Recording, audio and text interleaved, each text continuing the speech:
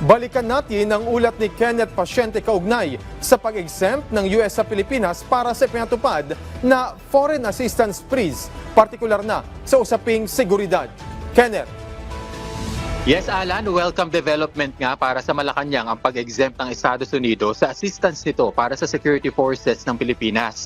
Sa Malacanang press briefing, sinabi ni PCO Undersecretary at Palace Press Officer Claire Castro na malaking bagay ang hakbang na ito ng US.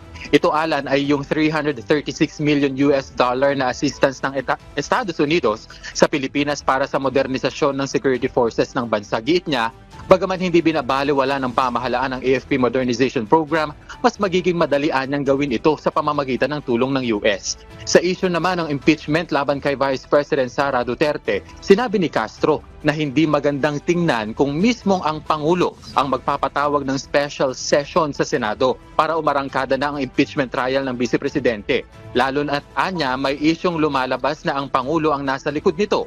Kaya mainam anya na ang Senado ang mag-request kay Pangulong Marcos Jr. na magkaroon ng special session. At sa usapin naman, Alan, ng paggunita ng EDSA People Power ngayong araw, binigyang diin ng palasyo na wala sa kagustuhan ng Pangulo na purahin ang kasaysayan.